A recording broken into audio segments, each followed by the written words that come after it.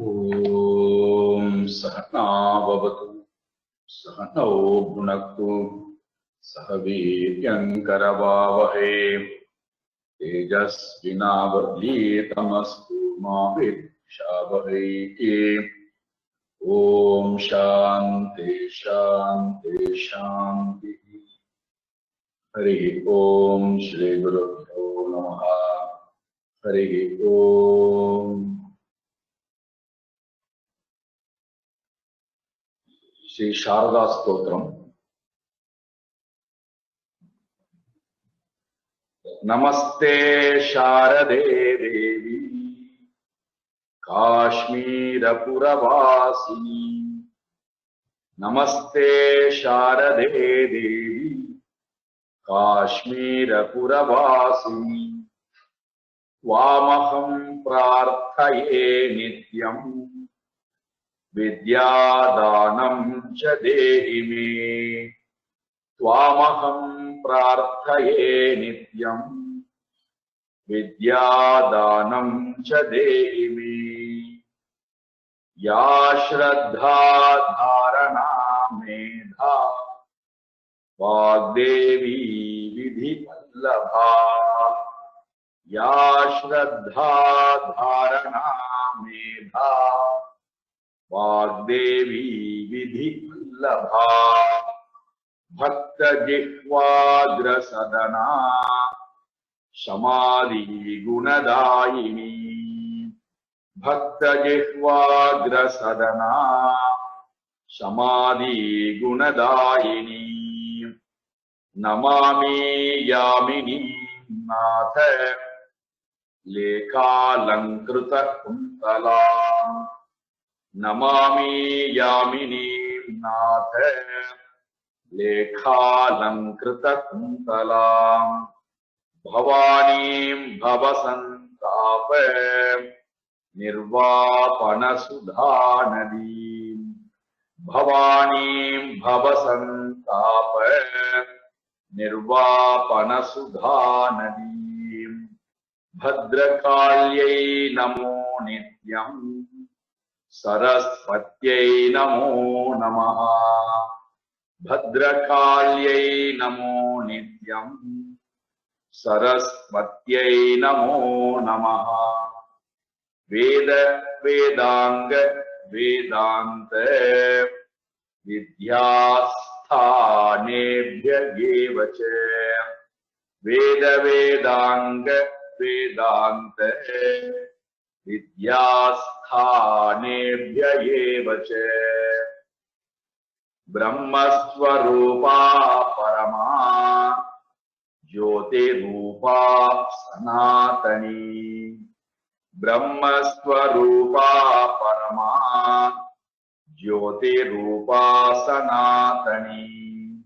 सर्वविद्याधिदेवीया सर्वविद्याधिदेवीया तस्यै वाण्यै नमो नमः। तस्यै वाण्यै नमो नमः। यया विना जगत् सर्वं शश्वत जीवन मृतं भवेत्। यया विना जगत् सर्वं शश्वत जीवन मृतं भवेत्। ज्ञानाधिदेवीया तस्यै ज्ञानाधिदेवीया तस्यै सरस्वत्यै नमो नमः। सरस्वत्यै नमो नमः। यया विना जगत् सर्वं मूर्खमुन्मत्तवत् सदा। यया विना जगत् सर्वं मूर्खमुन्मत्तवत् सदा। या देवी वागधिष्ठात्री तस्यै वाण्यै नमो नमः। या देवी वागधिष्ठात्री तस्यै वाण्यै नमो नमः। तस्यै वाण्यै नमो नमः।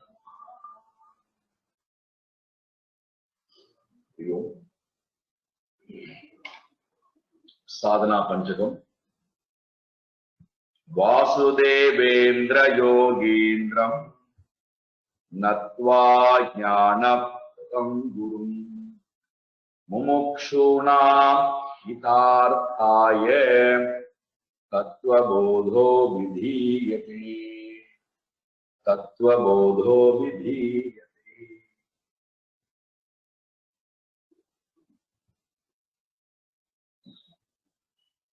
நாங்கள் முமுக்ஷூணாம் ஹிதார்த்தாய, முமுக்ஷுக்களுக்கு ஹிதத்தை கொடுப்பதற்காக இந்த தத்துவபோதம் என்கின்ற விஷயத்தை சொல்ல ஆரம்பிக்கின்றோம், எழுத ஆரம்பிக்கின்றோம் என்று ஆரம்பித்தார். தன் தத்துவபோதத்தை யார் படிக்க அதிகாரி?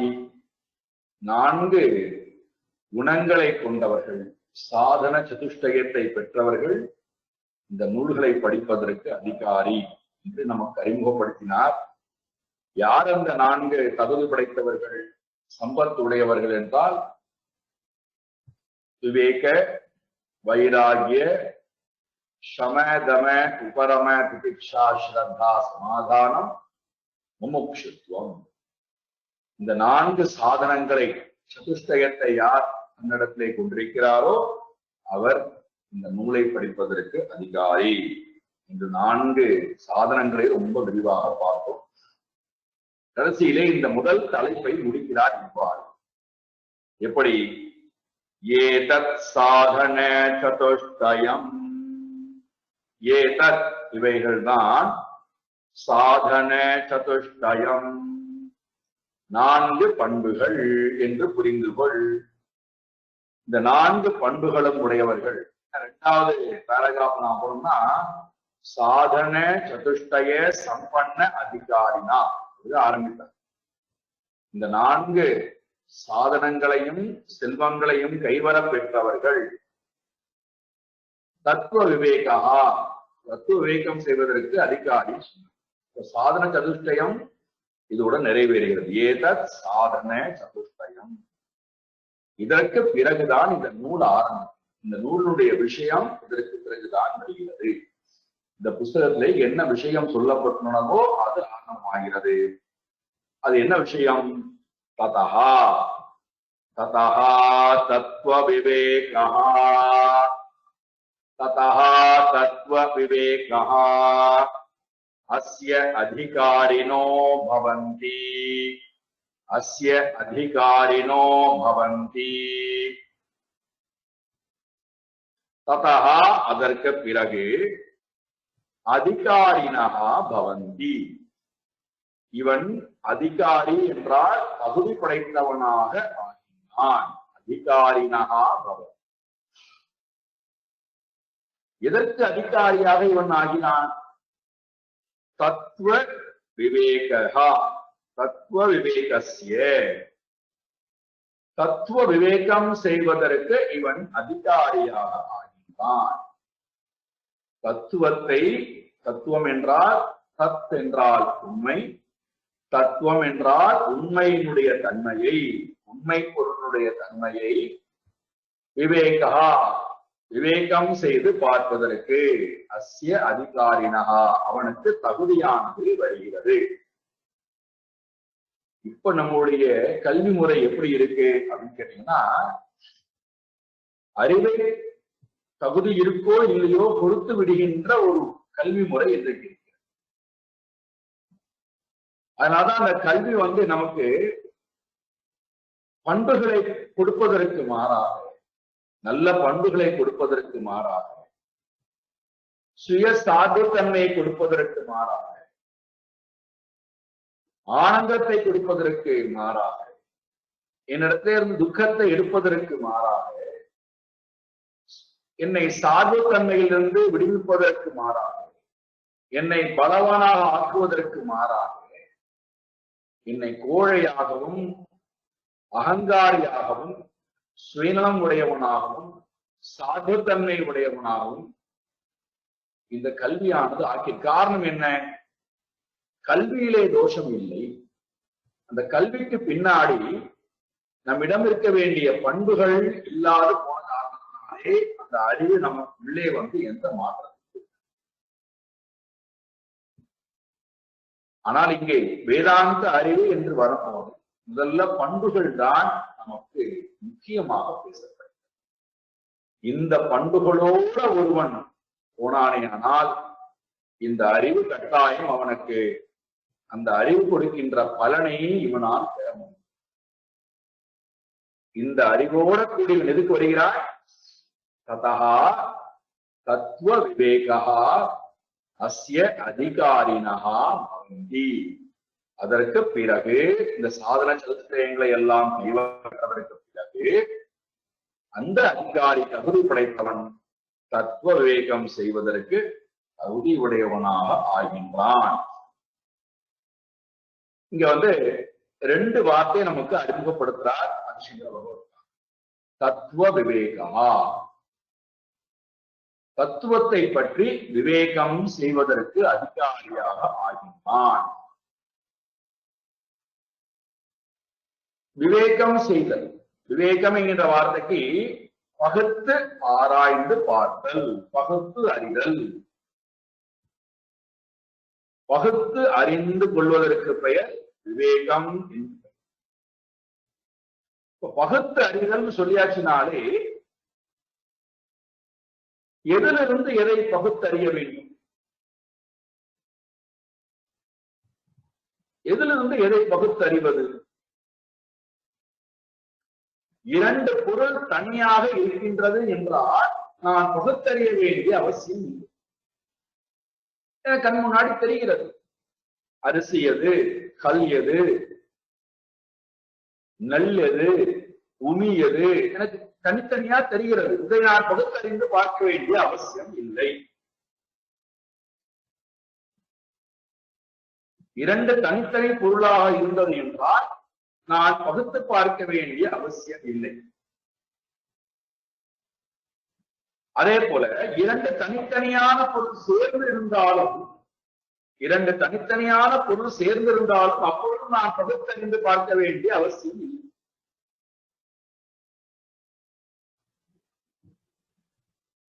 எண்ணெய், தண்ணீர் இரண்டு தனித்தனியான பொருள், நமக்கு தெரிகிறது எது எண்ணெய் எது தண்ணீர். பகுத்தறிதல், பகுத்து ஒன்றை பகுத்து அறிதல் என்றால் எதிலிருந்து எதை பகுத்து அறிவது?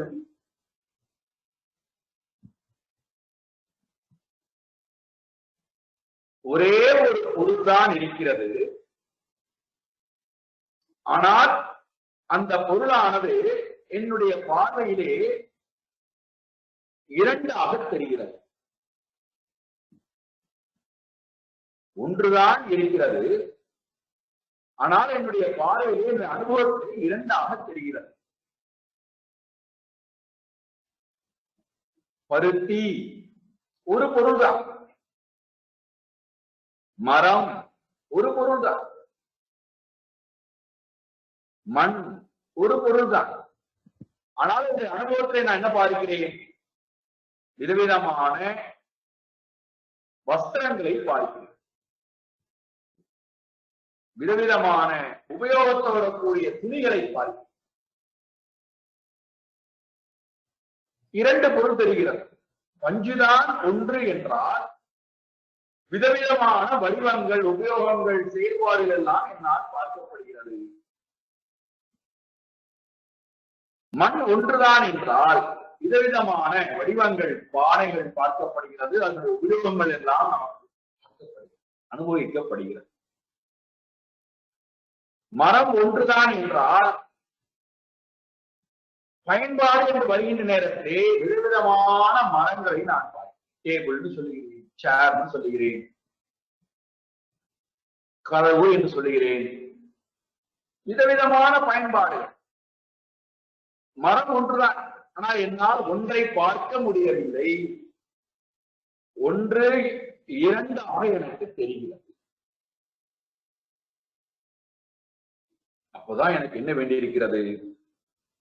ஒரு பொருள் இருக்க ஒன்றை விட்டு இரண்டாவது ஒன்றை நான் பார்த்தால் அப்ப எனக்கு ஒன்றிடத்திலிருந்து மற்றொன்றை பகுத்து பார்க்கக்கூடிய அறிவானது எனக்கு தேவைப்படுகிறது.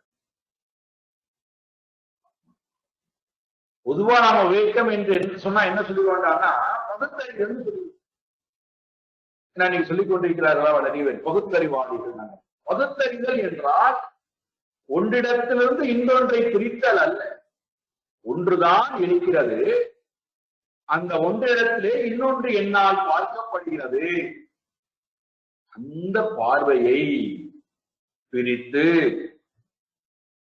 ஒன்று மட்டும்தான் இருக்கின்றது என்கின்ற அறிவை நான் கொண்டு வருவதற்காக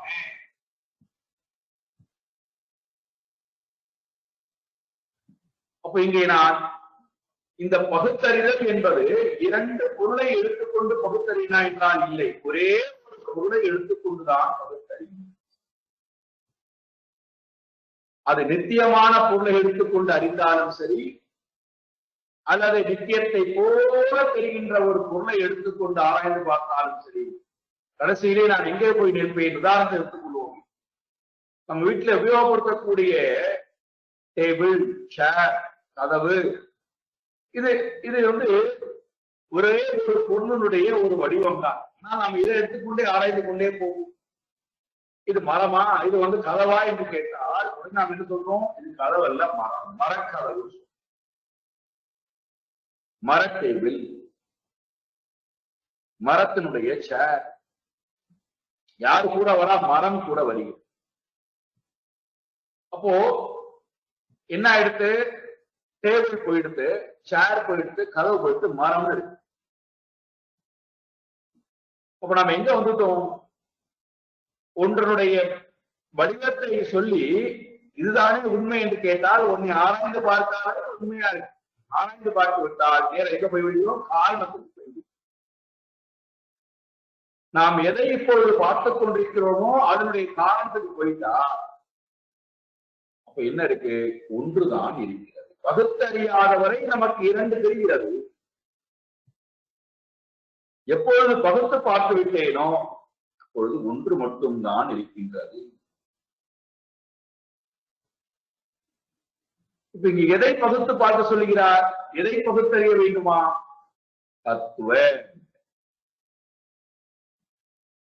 தத்துவனுடைய அந்த உண்மை தன்மையை விவேகமானது செய்யப்பட வேண்டும். இது ரொம்ப அழகான ஒரு விளக்கம் கொடுக்கப்படுகிறது. பகுத்தறிதல் என்பதற்கு எதை பகுத்தறிய வேண்டும் என்று விளக்கம் கொடுக்கப்படுகிறது. அதை எடுத்துக்கொள்வோம். ரொம்ப நல்லா இருக்கு. அனித்யத்துவம் நித்தியத்துவம் விவேச்சனம் எது? தத் விவேக. அனித்யத்துவம், அனித்யத்துவம், அனித்திய வஸ்து அதனுடைய தன்மை. நித்திய வஸ்து நித்தியத்துவம், நித்தியத்தினுடைய தன்மை. இவை இரண்டுக்கும் இடையிலே இருக்கக்கூடிய உண்மை தத்துவத்தை விவேச்சனம் எது? எது ஒன்று பிரித்து அறிவது எது இருக்கிறதோ அது விவேகம். நாம பொதுவா என்ன சொல்லிக் கொண்டிருக்கிறோம்? விவேகம் என்றால் நல்லது எது, கெட்டது எது, நல்லவன் யார், கெட்டவன் யார், நல்ல பொருள் எது, கெட்ட பொருள் எது, இதெல்லாம் பிரித்து பார்த்தல் தான் விவேகம் நினைத்துக் கொண்டிருக்கிறோம். அது ரெண்டு பொருள் இருக்கு, அது நமக்கு தெரிஞ்சிடும். அதை பிரித்து பார்ப்பது நமக்கு பகுத்தறிதல் என்கின்ற ஒரு செயலை கொடுக்க வேண்டிய அவசியமே இல்லை. கண் முன்னாடியே அது பழகினாலே தெரிந்துவிடும். ஆனால் இங்கே நான் என்னுடைய அனுபவத்தோடையே நான் வாழ்கிறேன். என் பழக்கத்திலும் அது இருக்கிறது. ஆனால் எனக்கு எது நித்தியம் எது அனித்தியம் என்று என்னால் புரிந்து கொள்ள முடியவில்லை. காரணம், இரண்டு பொருள் இருந்தால் இது நித்தியம் இது அனித்தியம் சொல்லிடலாம். ஒரே ஒரு பொருள் தான் இருக்கிறது.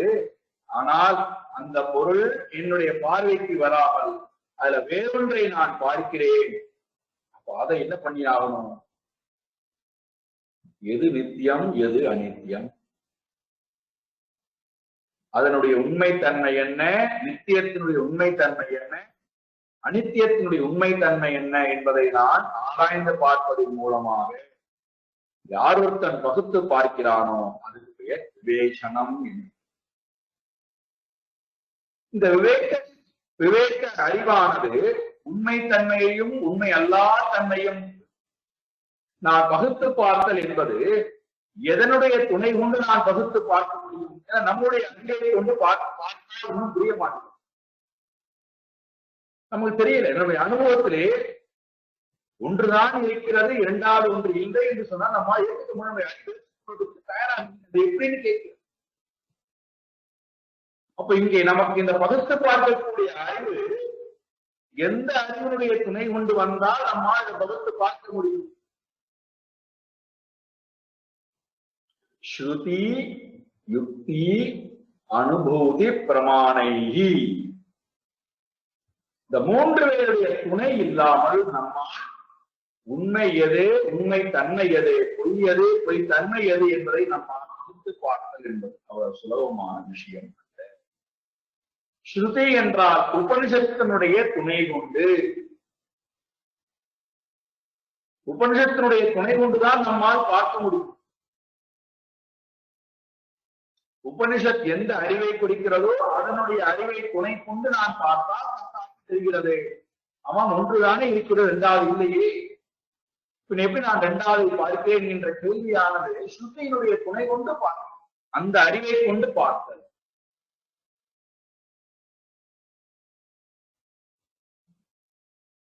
கண்ணிலே பார்வை கோளாறு இருக்கிறது. ஆனால் நம்மால நம் முன்னாடி இருக்கக்கூடிய எழுத்துக்களை சரியாக பார்த்து புரிந்து கொள்ள முடியும்.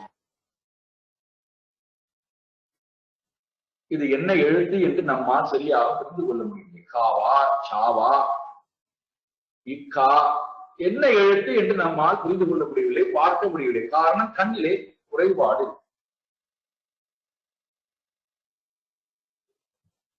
இந்த குறைபாட்டை நான் சரி செய்ய வேண்டுமானால் நான் இன்னொருத்தருடைய துணையை தேடி ஆகும்.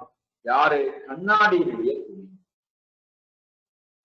அப்ப நான் கண் மருத்துவரிடத்திலே போய் என்னுடைய கண்ணை பரிசோதனை செய்து அவர் என்ன பண்ணுகிறார், என்னுடைய கண்ணுக்கு எந்த சக்தியை கொடுத்தால் அதன் மூலமாக நான் முன்னாடி இருக்கக்கூடிய பொருளை பார்க்க முடியுமோ,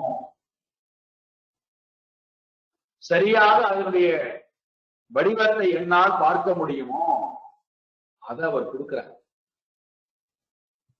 அந்த துணை கொண்டு, அந்த கண்ணாடியினுடைய துணை கொண்டு நான் அந்த பொருளை பார்க்கும் போது அந்த எழுத்து என்ன இருக்கிறது என்பது எனக்கு தெரியும்.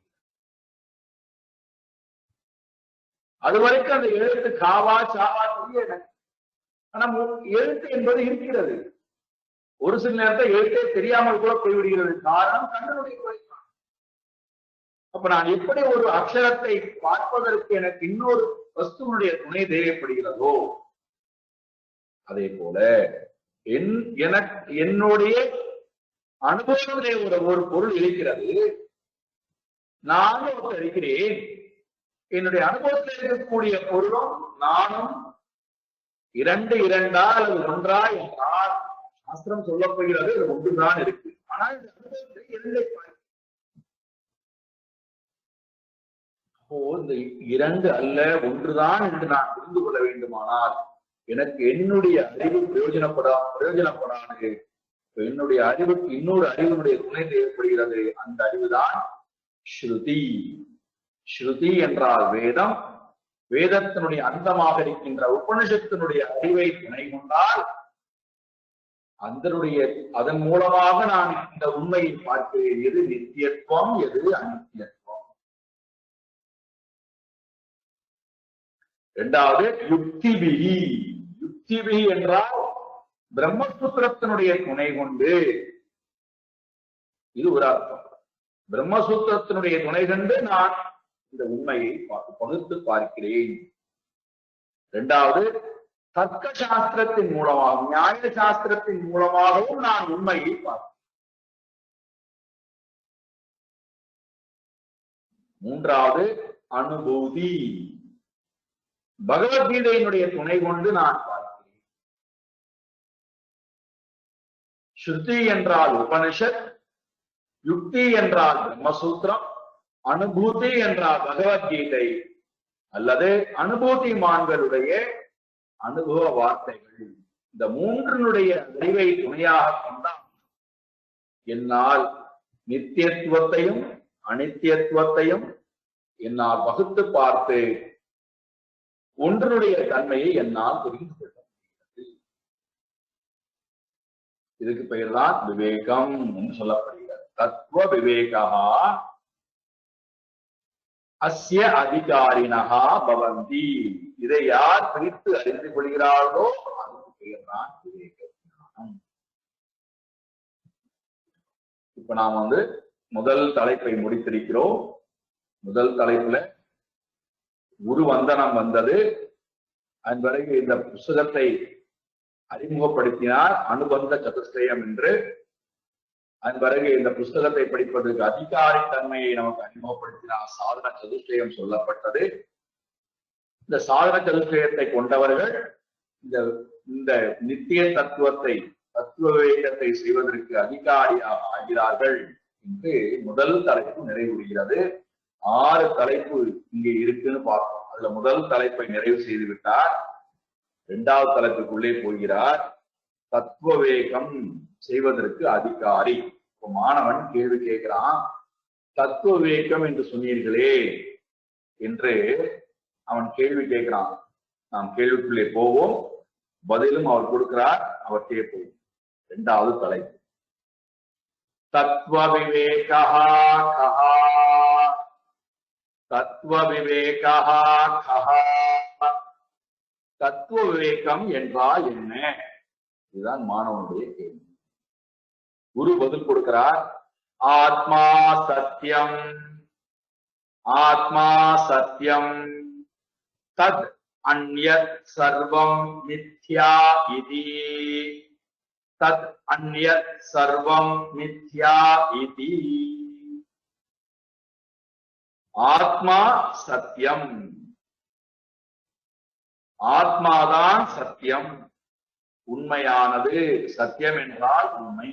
ஆத்மா ஆத்மா என்றால், ஆத்மா என்கின்ற வார்த்தைக்கு நிறைய பொருள்கள் இருக்கிறது. உடல் என்று ஒரு அர்த்தம் இருக்கிறது, இந்திரியங்கள் அர்த்தம் இருக்கிறது, பிராணன் ஒரு அர்த்தம் இருக்கிறது, மனது என்று ஒரு அர்த்தம் இருக்கிறது, அறிவு என்று அர்த்தம் இருக்கிறது.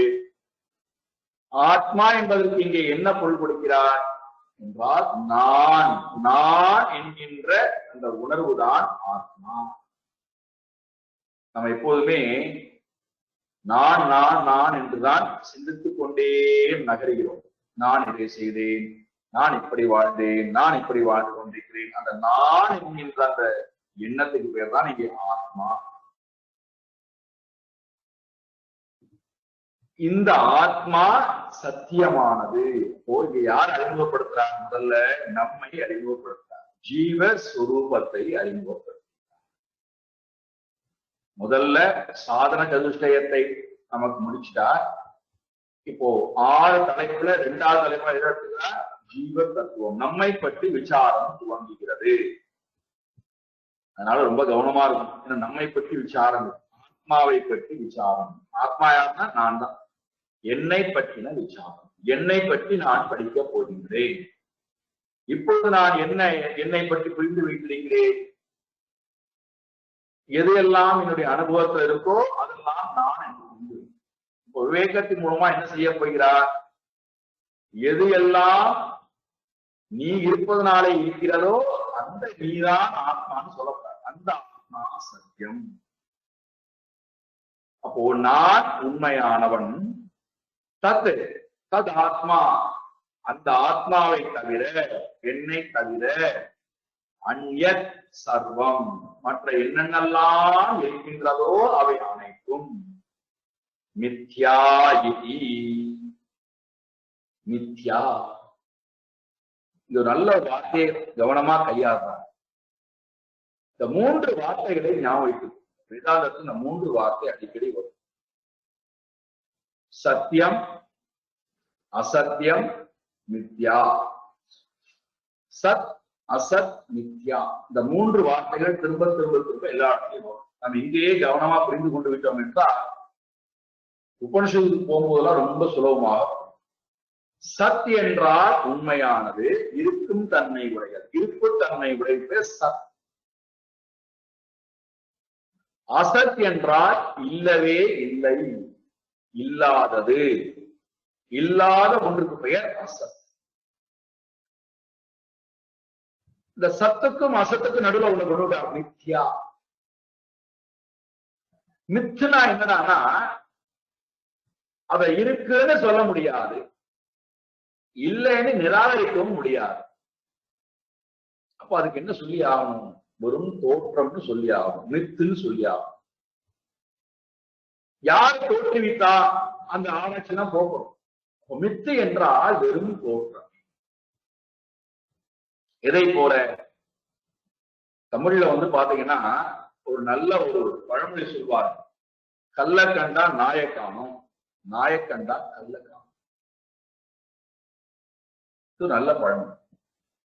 இல்ல எவ்வளவு பெரிய வேதாந்தத்தை மறைச்சு வச்சுட்டாங்க.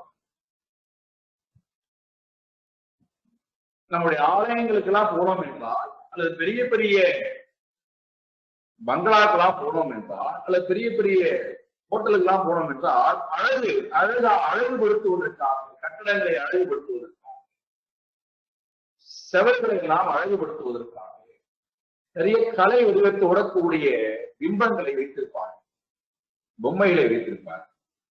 வாசல்ல பாத்தீங்கன்னா நம்மளை வரவேற்க பெரிய நாய் ஒண்ணு, 2 நாய் உட்கார, கல்லால் செய்யப்பட்ட நாய் தோற்றம் உடைய ஒரு பிம்பமானது, ஒரு வடிவமானது. கல்லால் செய்யப்பட்ட ஒரு நாய் தோற்றமுடைய ஒரு வடிவமானது 2 வாசல்களும் 2 செவர்களையும் உட்கார்ந்து கொண்டு நம்மை வரவேற்கும், நாக்கை கொண்டு போகும். இப்ப நாம் அதை கல்லாக பார்த்தால் அப்பொழுது நாய் என்பது இல்லை. கல்லை கண்டா நாய் இல்லாம போயிடும். கல்லை பார்த்தால் நாய் என்பது அங்கே இல்லை. பிரம்மனை பார்த்தால் உலகம் என்கின்ற நாய் இல்லை. பிரம்மனை பார்த்தால் உலகம் என்கின்ற நாய் இல்லை. நாயை பார்த்தால், உலகத்தை பார்த்தால் அப்ப என்ன ஆகும்? பிரம்மன் அந்த உலகத்துக்கு பின்னாடி மறைந்திருக்கிறார். நாயை பார்த்தால் கல் மறைந்திருக்கிறது. கல் இல்லாமல் நாயை பார்க்க முடியாது. நாய் தோன்ற வேண்டுமானால் கல் தேவை. கல்லை கண்டால் நாயை காணும், நாயை கண்டால் கல்லை காணும். உலகத்தை கண்டால் இறைவன் மறைந்திருக்கிறான், இறைவனை பார்த்தால் உலகம் என்பது இல்லை. வேதாந்தத்தை இவ்வளவு சுலபமாக, ரொம்ப கடினமான வேதாந்தத்தை இவ்வளவு சுலபமா சொல்லிவிடாங்க. நமக்கு புரிந்து கொள்வது ரொம்ப கடினமா இருக்கு, இன்னும் கடினமா இருக்கு. ஏண்டான்னா இருப்பது ஒன்றுதான், கல்லு மட்டும்தான் இருக்கு. நான் நாயை பார்க்கிறேன், கல்லு நாயை பார்க்கிறது என்னுடைய குறைபாட்டை தவிர கல்லே நாயை கொண்டு வருவதானா? கல்லு நாயை கொண்டு வரல. கல்லிடத்திலும் நாய் இல்லை, ஆனால் நான் நாயை பார்க்கிறேன். இப்ப என்ன சொல்லி ஆகணும்? நாய் சத்தியம்னு சொல்லாமா, உண்மையா இருக்குன்னு சொல்லாமா? சொல்ல முடியாது. இல்லைன்னு சொல்லாமா? இல்லைன்னு சொன்னா நாய் தோன்றக்கூடாது. ஆனா நாயை நான் பார்க்கிறேன். அப்போ அது அசத்துன்னு சொல்லலாமா? உண்மை இல்லைன்னு சொல்லலாமா? உண்மை இல்லைன்னு சொல்ல முடியாது. உண்மைன்னு சொல்லலாமா? உண்மைன்னு சொல்ல முடியாது. அப்ப என்ன சொல்லி ஆகும்? அனுபவத்திலே இருக்கிறது. நாய் என்கின்ற அந்த தோற்றம் அனுபவத்திலே என்னால் அனுபவிக்கப்படுகிறது. ஆனால் நான் ஆராய்ந்து பார்த்த பக்கத்துல போய் நான் அந்த கல்லை தொட்டு விட்டால் அப்போ எனக்கு அந்த நாய் என்கின்ற தோற்றம், அதுவால் ஏற்பட்ட பயம், அதுவால் ஏற்பட்ட மன அதிர்வுகள் எல்லாம் நீங்கி போகின்ற காட்சியை பார்க்கிறேன். அப்ப இந்த தோற்றம் என்பது நாயால் உற்பத்தி செய்யப்படவில்லை, கல்லால் உற்பத்தி செய்யப்படவில்லை. அப்ப நான் தோற்றுவித்தேனா? நானாகவே தோற்றுவித்தேனா என்றால் நான் தோற்றுவிக்கவில்லை. அப்ப எப்படி வந்தது? பிராந்தி தர்ஷனா, அறிவிலே ஏற்பட்ட ஒரு தவறான ஒரு புரிதல். உண்மை இடத்திலே உண்மை அல்லாத தோற்றத்தை நான் பார்க்கிறேன். அந்த தோற்றத்துக்கு பேர் தான் மித்யா என்று.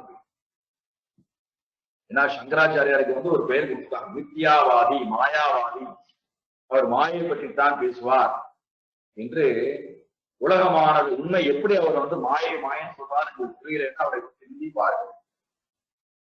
இந்த உலகத்தை எடுத்துக்கொள்ளுங்கள், நாயை எடுத்துக்கொள்ளுங்கள். நாயானது உண்மையிலேயே இல்லை, கல்லுதான் இருக்கு. ஆனால் நாய் இல்லைன்னு சொல்ல முடியாது, அனுபவத்துல இருக்கு. அனுபவத்திலே நாய் இருக்கிறது, ஆனால் உண்மையிலேயே நாய் இல்லை. அப்ப நாய் தோற்றுவித்தா? கல்லே தானா தோற்றுவித்தா என்றால் இல்லை. நாய் தன்னைத்தானே தோற்றுவித்துக் கொண்டதா என்றால் கல் இல்லாமல் தோற்றுவித்துக் கொள்ள முடியாது. அப்ப நாய் எங்கிருந்து வந்தது? நாய்க்கு உண்மையிலேயே சத் தன்மை என்பது கிடையாது, இருப்பு தன்மை என்பது நாய்க்கு கிடையாது. இந்த அறிவை கொடுக்கத்தான் இங்கே வருகிறார். ஆத்மா சத்தியம் தத் அந்யத் மித்யா. எது எல்லாம் அதை தவிர்த்து, சத்தை தவிர்த்து இருக்கின்றதோ, சத்தியத்தை தவிர்த்து இருக்கின்றதோ, அவை அனைத்தும் மித்யா. மித் என்றால் அனுபவத்தில் இருக்கிறது, தோற்றுவதற்கு முன்பும் அது இல்லை, தோற்றம் அடைந்ததற்கு பிறகும் அது இல்லை. நடுவிலே ஒரு காலத்திலே தோன்றி அதே காலத்திலேயே அறிவு வந்துவிட்டு அறிந்து விட்டால் அந்த தோற்றத்தை நாம் என்ன சொல்லி ஆகணும்? மித்யாங்கிற வார்த்தையில போட்டாகும். கற்பனையே. மித்யா என்றால் வெறும் தோற்றமே, கற்பனை. இப்ப இந்த சத்திய மித்யா இரண்டையும் எடுத்துக்கொண்டுதான் நம்மை ஆராய்ந்து பார்க்க சொல்கிறார். அதுல முதல் விஷயமாக எதை கொண்டு வருகிறார்? ஆத்மா. ஆத்மா சத்தியம். ஆத்மா அனாத்மா விவேகம் இதுதான். தத்துவ விவேகம் எது என்று கேட்டாயே இதுதான் தத்துவ விவேகம். ரொம்ப விரிவாக முடிந்த வரைக்கும் ஆராய்ந்து பார்ப்போம். என்னோட வாருங்கள், எவ்வளவு முடியுமோ அவ்வளவு ஆராய்ந்து பார்ப்போம். இப்ப முதல்ல ஆத்மா என்பதை எடுத்துக்கிறோம். ஆத்மாவுடைய சொரூபம் ஒன்னொன்னா ஒவ்வொரு விஷயமா, ஒவ்வொரு பாயிண்டா ஆத்மாவுடைய சொரூபத்தை எல்லாம் முதல்ல பார்ப்போம். அதன் பிறகு அனாத்மாவுடைய, அதுக்கு அந்நியமா இருக்கிற வித்யாவுடைய சொரூபத்தை பார்ப்போம். ஆத்மாவுடைய சொரூபமானது முதல்ல அதனுடைய தர்மம் அவரே சொல்லிட்டார், சத்தியம், உண்மையானது. உண்மை அப்படின்னு சொல்லியாச்சுனாலே, உண்மையாக இருக்கிறது அப்படின்னு சொல்லியாச்சுனாலே அதுக்கு என்ன இருக்கக்கூடாதுன்னா அழிவு என்பது இருக்கு. சத் சொல்லியாச்சுனாலே அழிதல் என்பது இருக்கக்கூடாது, நாசம் என்பது உண்மைன்னு சொல்லணும். எது ஒன்றுக்கு நாசம் வருகிறதோ அதை சத்துன்னு சொல்ல முடியாது. அப்போ மூன்று காலத்திலும் எது ஒன்று அழியாமல் இருக்கிறதோ அதுதான் சத். மூன்று காலத்திலும் எது ஒன்று அழியாமல் இருக்கிறதோ அதுதான் சத். அப்ப அதுக்கு இன்னொரு பேர் சொல்லி ஆகணும், நித்தியம், அழிவற்றது, நித்தியத்தன்மை உடையது. மூன்று காலத்திலும் அது மாறாமல் அழியாமல்.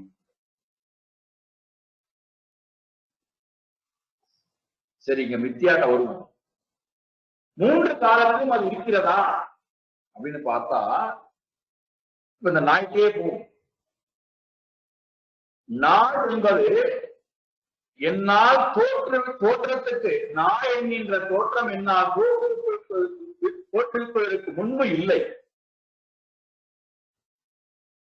நாய் என்கின்ற தோற்றம் என்னால் தோற்றுவிப்பதற்கு முன்பு இல்லையா? இல்லை, இல்லை, இல்லாமல் இருந்தது. கல் மட்டும்தான் இருந்தது. நாய் என்கின்ற தோற்றமானது கல்லை பார்த்த பிறகு போய்விட்டது. இது கல்லுதான் என்கின்ற அறிவு வந்தவுடனே நாய் தோற்றம் போய்,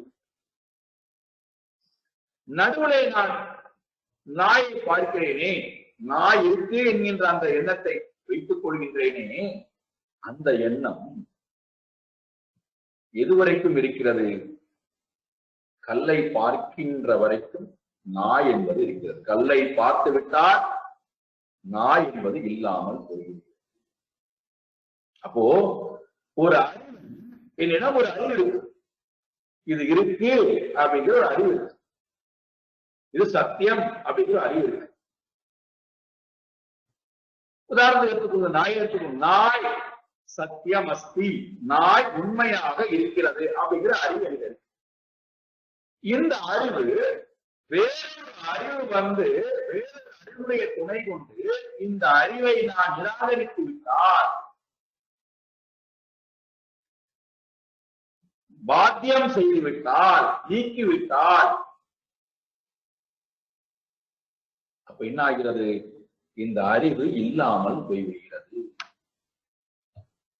எந்த அறிவு என்னிடம் உண்மையாக இருந்ததோ, அந்த அறிவினால நான் உண்மை நினைத்துக் கொண்டிருந்தேனோ, அந்த அறிவுக்கு எப்போது எனக்கு ஒரு முடிவு வருகிறது, எப்பொழுது அறிவு அழிந்து போய்விடுகிறது, வேறொரு அறிவு இந்த அறிவை நிராகரித்து விட்டால். முக்கியமான வார்த்தை இதெல்லாம் புரிந்து. வேறொரு அறிவினுடைய துணை கொண்டு இந்த அறிவை நான் நீக்கிவிட்டால்,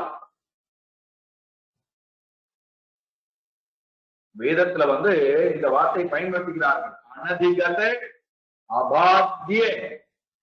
அபாத்திய வஸ்து. பாத்தியம் என்றால், பாதகம் என்றால் நீக்குதல், விளக்குதல். ஒரு அறிவு இப்ப இன்னும் இருக்கு, நாயன் என்ற அறிவு இருக்கு. அந்த அறிவை நான் உண்மை என்று நினைத்துக் கொண்டிருக்கிறேன். இப்ப இந்த அறிவானது உண்மையா அப்படிங்கிற கேள்வி வரும்போது, வேறொரு நித்தியமான அறிவு வராதவருக்கு இது நித்தியமா இருக்கு. உண்மையான ஒரு அறிவு இதை நிராகரித்து விட்டால், அப்போ இந்த அறிவு என்பது உண்மை அல்ல.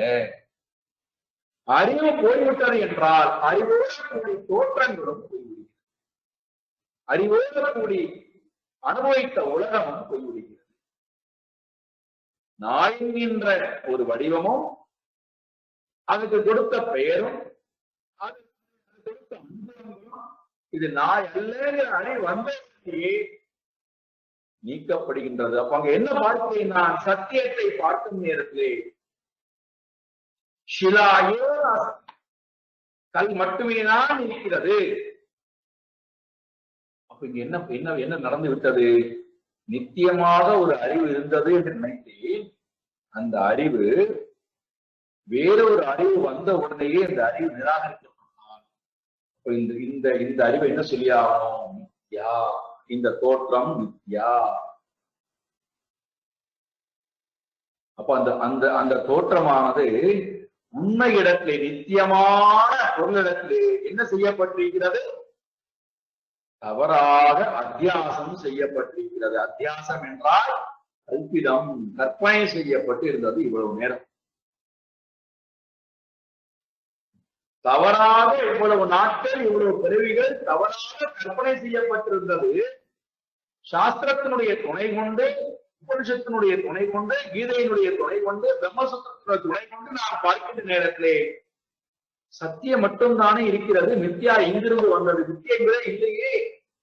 இல்லாத இருக்கின்ற நித்தியமான பொருளிடத்தை நான் இவ்வளவு நாள் இருக்குன்னு சொல்லிவிட்டேனே அப்படிங்கிற எண்ணம் வந்த உடனே, அறிவு வந்த உடனேயே வாதம் செய்யப்படுகிறது, நீக்கப்படுகிறது.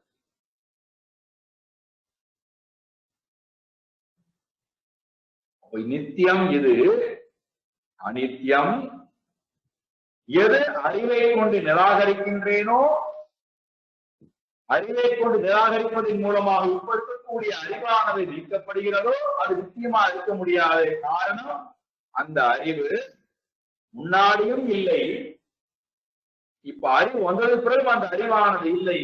நடுவிலே இருந்த ஒரு அறிவு, அந்த அறிவு உண்மையான அறிவு நீக்கப்பட்டு விட்டால் அந்த அறிவு நித்யா.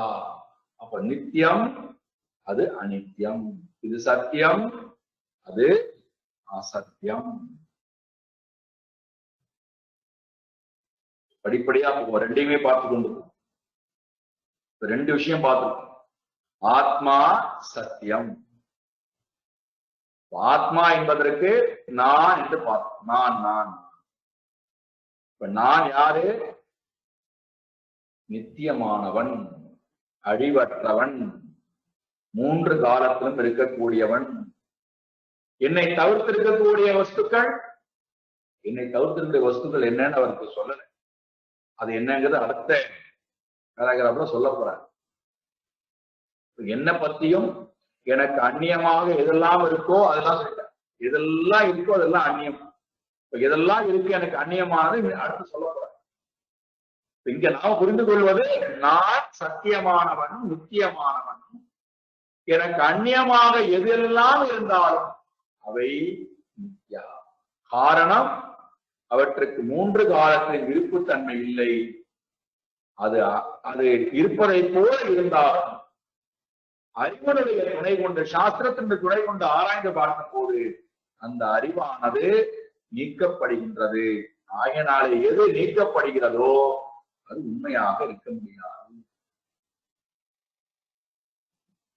2வது. 3வது என்றால், எது ஒன்று 3 காலத்திலும் இருக்கிறதோ, அழியாமல் இருக்கிறதோ, அது நிச்சயமாக உயிரற்றதாக இருக்க முடியாது, உயிரோடு கூடிய பொருளாகத்தான் இருக்க முடியும். சேதன பொருளாகத்தான் இருக்க முடியும். ஏன்னா நாம 3 காலத்திலையும் மாறாமல் மண் இருக்கிறதே. வானைக்கு ஆதாரம் மண் இருக்கின்றதால் மண் ஜடம். அதே போல ஆத்மாவும் ஜடமா, உயிரற்ற பொருளா என்றால் 3 காலத்திலையும் மாறாமல் இருக்கின்ற பொருள், சத்பொருள், சத்ஸ்வரூபம் அறிவு ஸ்வரூபமாகவும் இருந்தாலும், சேத்தன பொருளாகவும் இருந்தாலும், அறிபவராகவும் இருந்தாலும், ஒளிர்பவர் அறிபவர், இந்த 2 வேலையும் பார்க்கணும். ஒளிரவும் வைக்கணும். ஸ்வயம் பிரகாச ஸ்வரூபம், தானும் ஒளிர்ந்து கொண்டு தன் பக்கத்திலே வருகின்ற எல்லாவற்றையும் ஒளிர்ப்பவராகவும் அவர் இருக்க வேண்டும்.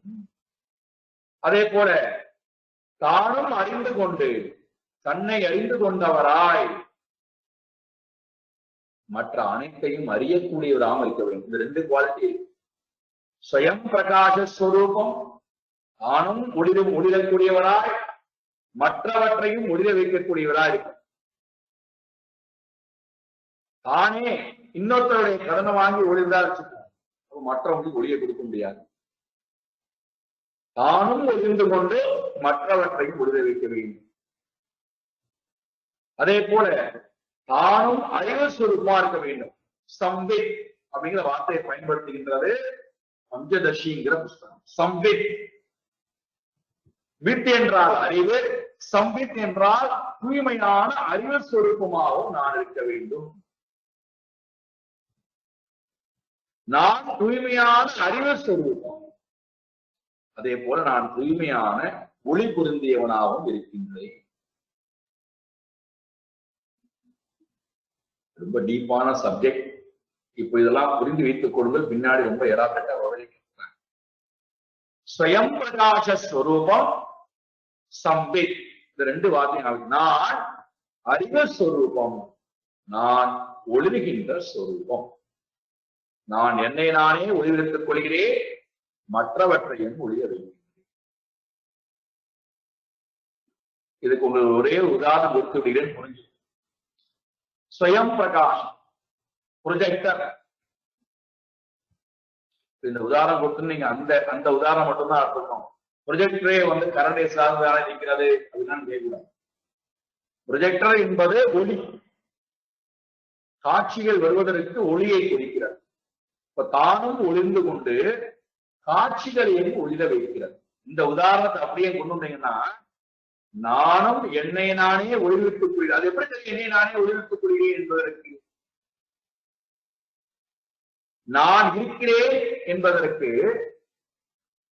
நான் இருக்கிறேன் என்பதற்கு யாரொத்தையால் துணை வேணுமா என்று சொல்வதற்கு, இந்நாள் இருக்கிறார் என்பதற்கு சூரியனுடைய வெளிச்சம் எனக்கு தேவையா? சந்திரனுடைய ஒளி எனக்கு தேவைப்படுகிறதா? மின்னலுடைய ஒளி தேவைப்படுகிறதா? நட்சத்திரங்களுடைய ஒளி தேவைப்படுகிறதா? அக்னியினுடைய ஒளி தேவைப்படுகிறதா? நான் இருக்கிறேன். நீ இருக்கிறாயான்னு கேட்டா சொல்லுவோம், இருங்க கிள்ளி பார்த்து சொல்றேன்னு சொல்லுவோமா? நான் இருக்கிறேன். எப்படி இருக்கிறாய்? அதுக்கு நாம் தேடி பார்த்து சொல்லலாம், ஆராய்ந்து பார்க்கலாம். இருக்கிறாயா? இருக்கிறேன். இருக்கிறேன், நான் இருக்கிறேன் என்பதற்கு அது அறிவு. நான் இருக்கிறேன் என்பது அறிவு. அந்த அறிவு ஸ்வயம் பிரகாசம். அது ஒளிந்து கொண்டுதான் இருக்கிறது. அதற்கு என்ன கிடையாது? ஜடத்தன்மை என்பது கிடையாது. தானும் ஒளிந்து கொண்டு, அந்த அறிவு தானாகவே ஒளிந்து கொண்டு அறிவிலை செய்கின்ற மற்ற விஷயங்களை எல்லாவற்றையும் அது ஒளிந்து. அதனால்தான் என்ன சொல்றோம்? அறிகிறேன், அறிகிறேன், அறிகிறேன், பார்க்கிறேன், அறிகிறேன், சிந்திக்கிறேன்.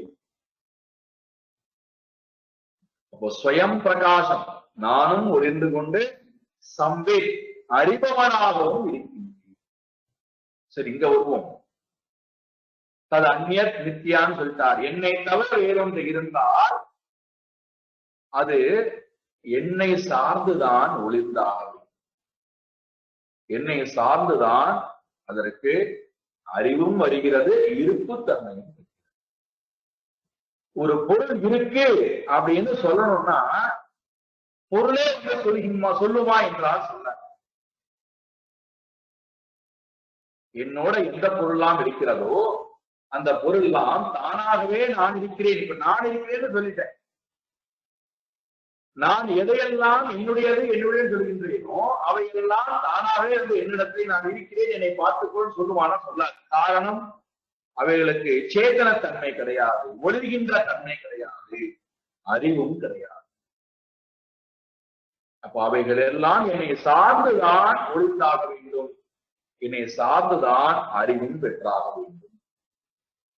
அந்த வகையில பார்த்தா நான் சேத்தனமானவன் மட்டுமல்ல, சம்பேத் அறிவு உடையவன் மட்டுமல்ல, ஸ்வயம் பிரகாச ஸ்வரூபி. இவைகளுக்கு அறிவும் கிடையாது, ஜடம். இவைகளுக்கு அறிவும் கிடையாது. இது என்னை சார்ந்து ஒளிகின்ற காரணத்தினாலே இவைகளுக்கு பரதந்திரம் தான் இருக்கு, சுதந்திரம் இல்லை. சுதந்திரம் இல்லை, சார்பு தன்மையோடு இருந்து ஒளிர்கிறது. அதற்கு சுயமாக சிந்திப்பதற்கு அறிவு இல்லை. என்னை சார்ந்துதான் அது அறிவை பெற்றாக வேண்டும், என்னை சார்ந்துதான் ஒளியை பெற்றாக வேண்டும்.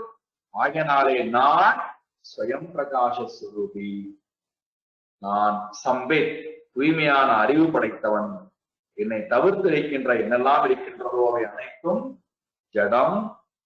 அவைக்கு என்ன கிடையாது? சேத்தன தன்மை கிடையாது, ஒளிர்கின்ற தன்மையும் கிடையாது, ஸ்வயம் பிரகாச தன்மையும் கிடையாது. அது என்னை சார்ந்துதான் ஒளிர்ந்தாக வேண்டும். அதே நேரத்திலே அது ஜடம், சேத்தன பொருளும் அல்ல. இத ஒரே வார்த்தை சொல்லிட்டார். என்னதான்னா, நான் பார்ப்பவன், அவைகள் அனைத்தும் பார்க்கப்படுகின்ற பொருள். அவ்வளவுதான். இத புரிஞ்சுதா போதும். நான் பார்ப்பவன், நோவர், மற்றது அனைத்தும் பார்க்கப்படுகின்ற பொருளாக இருக்கின்றது. பார்க்கப்படுகின்ற பொருள் அனைத்தும் திருஷ்யம். பார்ப்பவர் திரஷ்டா, பார்ப்பவர் திரஷ்டா. சப்ஜெக்ட் எப்பொழுதுமே திரஷ்டாவா இருக்கு, பார்ப்பவராக இருக்கிறது, ஒளிர்பவராக இருக்கிறது. பார்க்கப்படுகின்ற பொருள் அனைத்துமே பார்ப்பவரை சார்ந்துதான் ஒளிர்ந்தாய். அதனால அது ஜடம்னு சொல்லிட்டோம், அது சேத்தனம் சொல்லிட்டோம். நான் சேத்தனமானவன், இவை ஜடம். ரெண்டு பார்த்துக்கோம். சத், சத்துக்கு ஒரு விளக்கம் கொடுத்தோம். நித்தியம், அது அசத், ஆகினாலே அது இல்லாத ஒன்று, மித்யா. இரண்டாவது, இது ஸ்வயம் பிரகாச ஸ்வரூபம், அது இந்த சம்பித், அது பரதந்திரம், அதுக்கு சுதந்திரம் கிடையாது, இது ஜடம், அது அச்சேதன பொருள். இது பார்ப்பவர் திருக்காக இருக்கிறார், அது பார்க்கப்படுகின்ற பொருளாக இருக்கிறது, திருஷ்யப்படார். மூன்றாவது, யார் ஒருவர் நித்தியமாக இருக்கிறாரோ, அடிவற்றவராக இருக்கிறாரோ, அவருக்கு என்ன கிடையாதுன்னா அவிக்கிரியம் நாஸ்தி, விக்கிரியம் நாஸ்தி. அவிக்கிரியம் சத்தியம். விக்கிரியம் என்றால் மாறுபாடு, அவிக்கிரியம் என்றால் மாறுபாடு இல்லா தன்மை. அப்போ நான் என்று சொல்லக்கூடிய ஆத்மஸ்வரூபத்திற்கு மாற்றம் என்பது மாற்றமே கிடையாது, மாறாத பொருள். அதுதான் சத்தியம் சொல்லும். எது என்னை தவிர்த்திருக்கின்றதோ அவை அனைத்தும் விக்கிரியம், மாறுபடும் தன்மை, மாறுபாட்டுக்கு உட்பட்டவை. அதனால்தான் நம்ம பார்ப்போம், நாய் என்கின்ற தோற்றம் மாறுபாட்டுக்கு உட்பட்டதா மாறி, அறிவு வந்த உடனே மாறுபாட்டுக்கு உட்பட்டதா, அது வரைக்கும் அது இருந்தது சொல்லிக் கொண்டிருக்கும். அறிவு வந்த உடனே அது மாறுபாட்டுக்கு உட்பட்டதா மாறி, அறிவு வராத வரைக்கும் நிச்சயமா தெரியும். அதே போல இந்த உலகமானது நித்தியமாக தெரிகிறது, அறிவு வராதது. அறிவு வந்து விட்டால் இவை அனைத்தும் அனைத்தியம், மாறுபடும் தன்மை படைத்தவை, நான் மாறாதவன் என்பதை தெரிந்து. அது எப்படி சுவாமி நான் மாறாதவன் என்று சொல்கிறீர்கள்? நான் மாறிக்கொண்டேதான் இருக்கிறேன். உடல் மாறுகிறது, குணங்கள் மாறுகிறது, எண்ணங்கள் மாறுகிறது, என் வாழ்க்கை முறையை மாறி இருக்கிறது. எப்படி நான் மாறவில்லைன்னு சொல்லுவீர்கள்? மாற்றம் என்பது எனக்கு அந்நியமானவர்களுக்குத்தான் மாற்றம் இருக்கே தவிர எனக்கு மாற்றம் என்பது இல்லை. அதனால்தான் நம்மால அனைத்து மாற்றங்களையும் மாறாதவனாய் சொல்ல முடிகிறது. நான் எப்படி இருந்தேன் தெரியுமா 30 வருஷத்துக்கு முன்பு? இன்றைக்கு நான் எப்படி இருக்கிறேன் தெரியுமா? அப்போது நடுவில் என்ன நடந்திருக்கிறான்னா, மாற்றங்கள் என்பது எனக்கு ஏற்படவில்லை, என்னிடத்திலே எனக்கு அந்நியமாக இருக்கின்ற எல்லாவற்றுக்கும் மாற்றங்கள். உடலில் மாற்றம் வந்திருக்கிறது, மனதில் மாற்றம் வந்திருக்கிறது, குணங்களில் மாற்றம் வந்திருக்கிறது, அறிவிலே மாற்றங்கள் வந்திருக்கின்றது. அதை அனைத்தையும் பார்ப்பவனாக நான் இருக்கிறேன், ஒழுகுபவனாக நான் இருக்கிறேன். அப்ப நான் மாறாமல் இருந்தால்தான் அவை அனைத்தையும் சொல்ல முடியும். ஆகையினாலே எனக்கு என்ன கிடையாது? அவிக்கிரியம். அவிக்கிரியம் தான் என்னுடைய சுரூபம், விக்கிரியம் எனக்கு கிடையாது.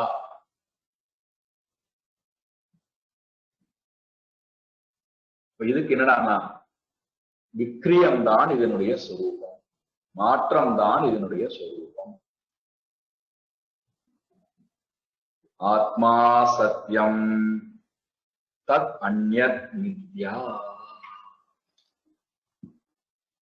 எப்பொழுது சத்தியம் சொல்லிவிட்டோமோ, எப்பொழுது சேதன பொருள் என்று சொல்லிவிட்டோமோ, அப்போ அந்த பொருள் தோற்றம் இல்லாததாக இருக்க வேண்டும், அனந்தமாக இருக்க வேண்டும். யாரும் அதை தோற்றுவிக்காததாக இருக்கும், அது மட்டும்தான் இருக்கும். அதற்கு என்ன கிடையாது? தோற்றம் மறை என்பது இருக்கு, ஆதி அந்தம் என்பது இருக்கு. அது மட்டும்தான் இருக்கும். அப்போ நான் தோன்றாதவன், ஆதி அந்தம் இல்லாதவன், அதனால்தான் அனந்தமானவன் சொல்லிவிட்டது சாஸ்திரம். அனந்தம் என்றால் எல்லை இல்லாதவன், எல்லைக்கு உட்படாதவன். காலத்தாலோ தேசத்தாலோ வஸ்துவாலோ என்னை ஒரு ஒரு ஒரு குறிப்பிட்ட இடத்துக்குள்ளே என்னை வேறுபடுத்தி பார்க்க முடியாது. காரணம், நான் அனந்தமானவன், எல்லைக்கு உட்படாமல் எங்கும் வியாபித்திருப்பவன் தான். எனக்கு அந்நியமாக இருக்கக்கூடிய எல்லாமே காலத்துக்கு உட்பட்டவை, தேசத்துக்கு உட்பட்டவை, ஒரு பொருளுக்கு உட்பட்டவை. அவைகளுக்கு எல்லை என்பது உண்டு, வரையறை என்பது உண்டு. வரையறைக்கு உட்பட்டிருக்கின்ற பொருள்களால் வரையறைக்கு அப்பாற்பட்டிருக்கக்கூடிய எனக்கு எந்த பந்தத்தையும் கொண்டு வர முடியாது, எந்த கஷ்டத்தையும் ஏற்படுத்த முடியாது. நான் அனந்த சுரூபம், எனக்கு அந்நியமான அனைத்தும் அந்த முடிவு என்பது அதற்கு உண்டு. அறிவு வந்துவிட்டால் முடிவு என்பது அதற்கு. நாய் முழுக்க கல் வியாபித்து, கல் அனந்தம். கல் தோன்றவில்லை, கல்லுக்கு தோற்றம் இல்லை, நாய் தான் தோன்றியிருக்கிறது. அப்போ நாய் ஒரு காலத்துக்கு உட்பட்டு தோன்றியிருக்கிறது. ஒரு குறிப்பிட்ட வஸ்துவிடத்திலே பார்க்கப்படுகிறது, ஒரு குறிப்பிட்ட இடத்திலே அது இருக்கிறது. அறிவு வராத வரைக்கும் அது உண்மைன்னு தெரிகிறது. அறிவு வந்துவிட்டால் அந்த நாயும் அழிந்து. அவ்வாறு நாயை பார்க்கும் போதும் கல்லுதான் அங்கே இருக்கு, நாய் அழிந்த பிறகு கல்லுதான் அங்கே இருக்கிறது. கல்லுக்கு தோற்றமும் இல்லை, முடிவும் இல்லை.